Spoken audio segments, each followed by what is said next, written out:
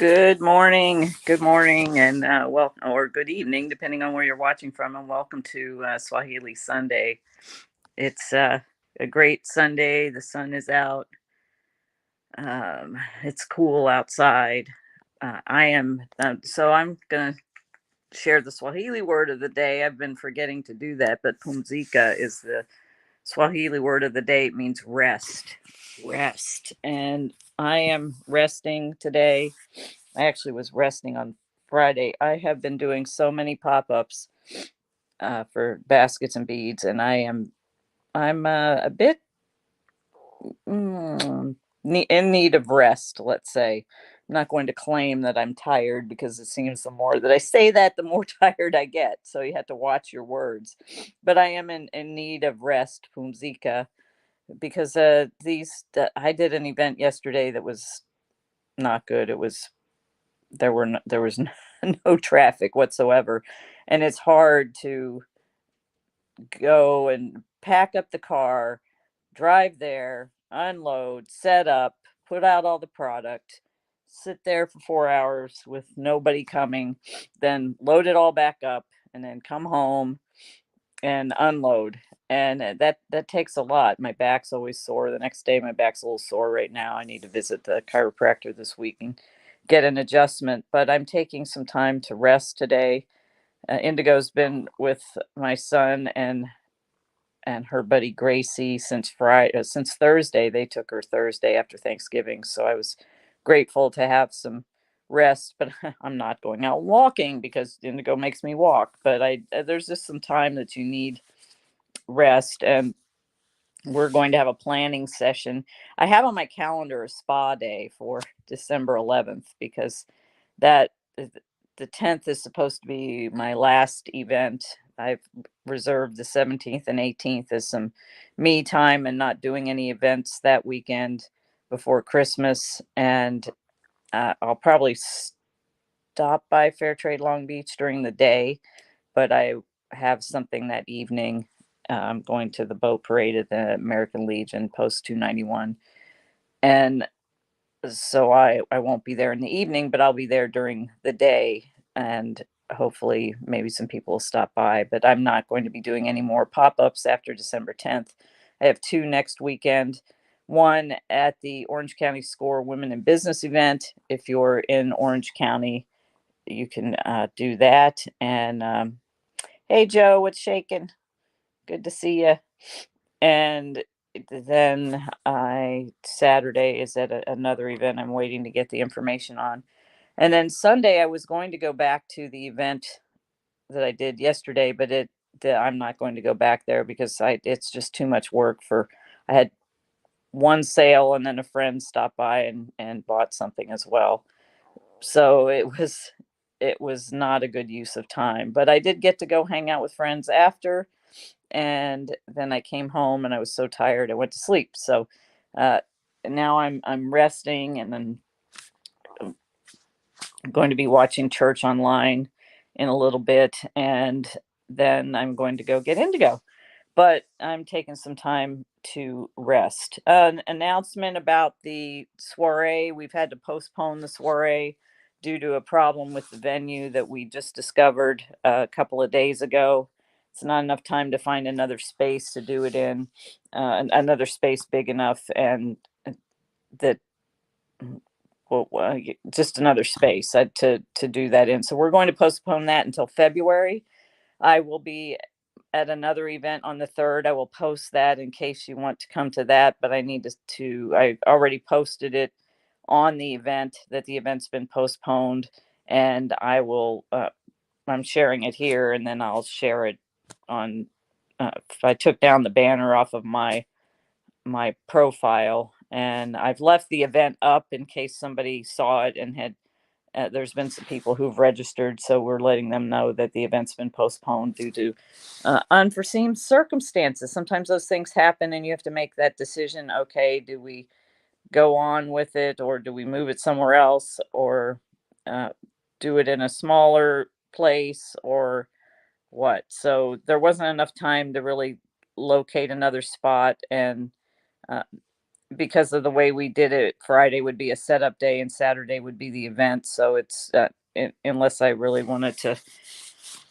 stress, I would decided not to do it. And those things happen, and I'm sad that we can't have it. And um, Joe, you have my tax info.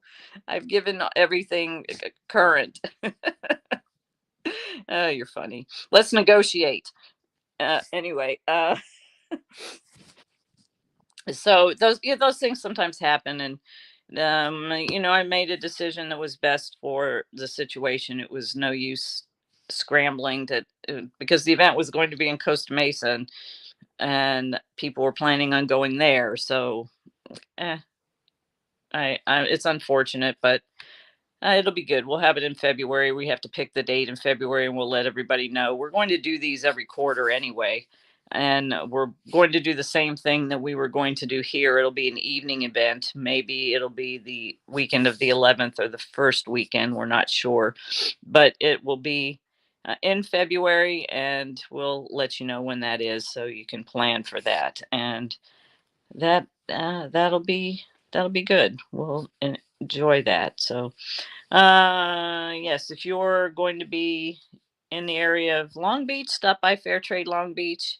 There's a lot of great gift ideas there. I'm actually they're one of my favorite vendors is Soap Co. For body care products. She makes soaps and body scrubs that are really great. So I'm making some little washcloths that would be good to go with that. I just started. This is very relaxing to me, crocheting. I haven't crocheted in a long time, but I made a washcloth.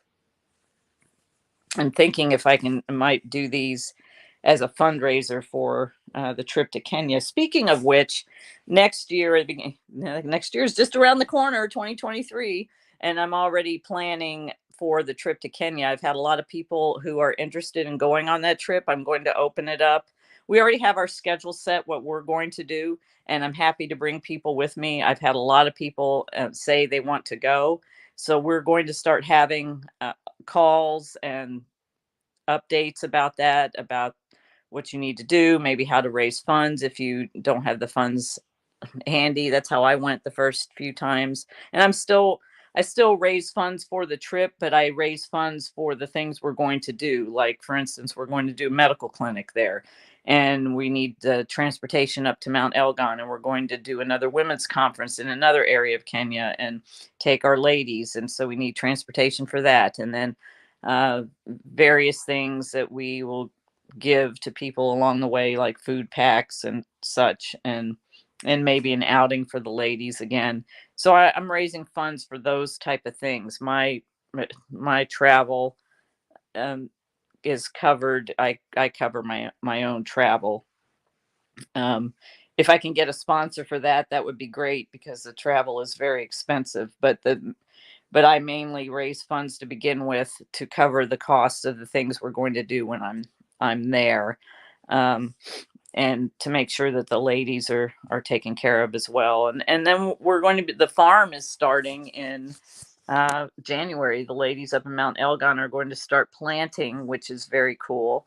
And I'm excited to see how that goes. I've already got pictures of the land, and Layla took if you listen to a previous Swahili Sunday where she took a crazy trip up there and had to do all this transportation. And then she took a peaky motorcycle taxi from the bottom of the mountain up, and it was raining and it was muddy, and she's walking. And I'm going to have to get her a Gore-Tex jacket so when she goes on these trips she can stay dry, because she was all wet and cold. And she was determined to see the land, though. They were like, "You're not going to make it. You're not going to make it." She's like, "I'm here. I'm going to see the land." She met with the ladies who are going to do the planting. They're very excited about that. And they're excited to have their own little micro enterprise of farming. And we're going to see how that goes. This is sort of a test to see how it's going to go. Maybe we'll because there's other women that want to do it as well, but we need to just start and see how it's going to work and see how we can work it out so we make sure that those women make money, and that we also can get our ladies some of the food that's grown, and we won't give it to them. We'll sell it at a deep discount, but that's part of the hand up, not a handout philosophy. And even though we have been giving food packs because we just gave some food packs for them because the conditions there are really really rough with oh, thanks, Joe. Joe says he wants to remind people you can still make tax deductible donations to baskets and beads. So let me give you that. I'll talk about that now. I'll finish up with the farm. So we're testing out how the farm is going to work, and then we're going to, oh, what is that? I have another thing there, and we're going to actually see how that works so we can maybe spread it further and have some more women farming, having their own micro enterprise. And it started with just a half a suitcase of beads, but now it's expanded to more things. So like I said, with the food packs, we are, because of they've had a serious drought there, and we're trying to provide food packs for them. And then we have kids that we're sponsoring for school fees. So basketsandbeadskenya.org, you can make a tax deductible donation because I am a 501c3. We are a 501c3 nonprofit, and any donation is a tax deduction. So if you need to make, like Joe's saying, he's my bookkeeping expert, and he's always getting on my case. I have to send my statements and stuff, and I'm so busy. It takes so much time to do, and I just sent all the ones, so I'm up to date other than the last month of the year or whatever, last 2 months or whatever. So I'll get those in, Joe. I promise. But basketsandbeadskenya.org, you can make a tax deductible donation there. And Giving Tuesday is coming up. Giving Tuesday is a time where all the organizations reach out and ask for you to support them. We're a small nonprofit currently. Obviously, at some point we will have expenses, but currently, because of the it's so small, there aren't really many expenses that come out of the nonprofit. A majority of the funds, if not all the funds, go directly to support the ladies in Kenya and their families. So because of the drought situation there, food prices have skyrocketed. So what we used to pay $800 for, which was, I talked about this last week, which was like a lot of corn, beans, and then two types of flour, porridge, rice, sugar, salt, tea leaves, sanitary pads, milk, uh, some other, and a bunch of other things, charcoal. And we could do that for $800. When I was there in June, it cost $1,200 for the same thing. I raised money, about $800. It didn't quite raise enough, but we had some in the funds, so I raised some money to be able to give them some food packs. But $800 only buys now not as much corn, some beans, one type of flour, rice, and cooking oil. Whereas before, that amount would buy 3 times that. So that when the ladies go and they sell their products on the street, it makes it so they don't have enough to go buy because the prices have gone up so much. So we may need to support them a little bit further. And so any amount you could donate. Plus, we have, actually, school is ending, I think, this coming week. And Saumu and Aloys, which are two kids that are, we 100% sponsor them. And then we sponsor the other kids. We sponsor several other kids for school fees and uniforms, and their parents, we ask them to provide the supplies, but we've been supporting all those kids for quite a while. But Aloys and Sumo, we've been supporting since 2018, and they were both on the street. And Aloys is finishing up his freshman year of high school. They do year-round school there, so we're coming to the end of their school term. Then they'll have 2 months off, and then they'll restart. So Aloys is coming to the end of his freshman year, and I'm so proud of him. He's interested in engineering and robotics. And then Sumu is coming to the end of grade 8. She's taking exams next week, and she will be going into Form 1, which is her freshman year of high school. And most kids in Kenya, there's a lot of high illiteracy rate there because people can't pay the school fees.